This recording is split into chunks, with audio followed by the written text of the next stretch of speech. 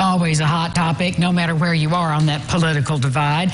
And politics has been a hot topic for Hollywood, too. Our film critic, Jim Hunter, is here this morning. Good morning, Jim. Good morning, Angie. How are you? I'm good. And, of course, it's a timely topic. But what is it about the subject of politics that is so attractive to writers and filmmakers?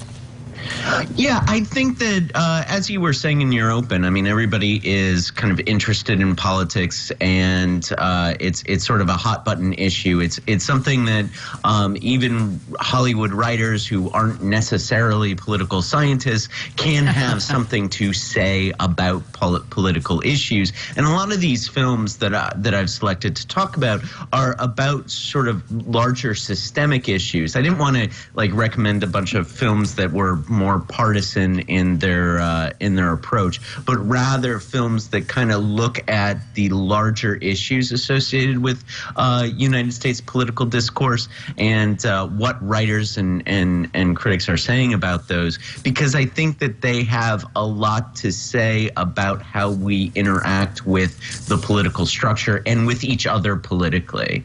Well, you picked some good ones. There are so many. So let's roll. What's your first one?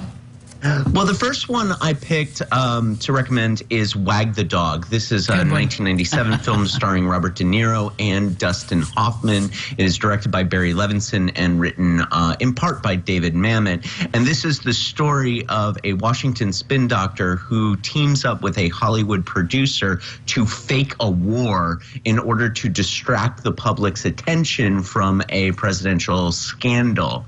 Now, obviously, this is sort of a funny concept in and of itself, but what's really interesting about Wag the Dog is how it gets at a systemic criticism. It gets at the idea that our attention is so easily distracted away from one issue, and that we are so easily sort of interested in the new shiny object.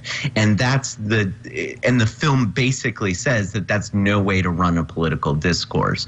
And while the film has some really great dialogue and some great moments, I think that the point that's underneath all of this is actually rather dramatic and poignant. So it's powerful, and of course that was before social media was such a big thing, and now it really amplifies the topic of that movie if you look back on it and watch it. So what's your next choice? Well, the next choice, I know I said that I wasn't going to choose partisan movies and whatnot, and so then I choose Primary Colors, which is explicitly about the Clintons. But honestly, I think the best way to watch Primary Colors, and I know this is going to sound weird, but the best way to watch Primary Colors is to ignore the main characters. And that is John Travolta's doing a Bill Clinton impression, Emma Thompson's doing a Hillary Clinton impression. Throw all of that aside and just focus on the supporting characters, and you get another, I think, systemic criticism.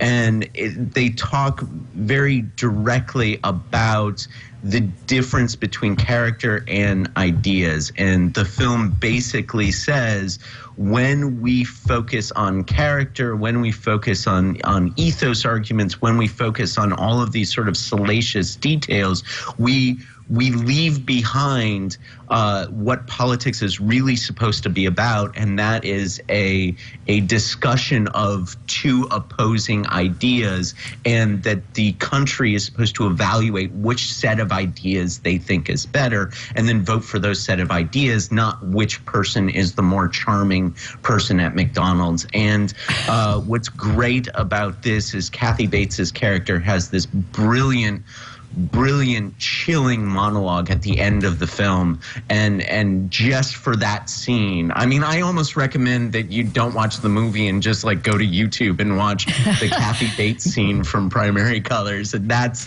the heart of the movie for me. And so that's another thing that I think that Hollywood movie producers and writers are talking about. It's talking about trying to get back to ideas rather than focusing on some of the surface level stuff. Thank you so much. We're out of time, and we might have to do part 2 of this, Jim, okay?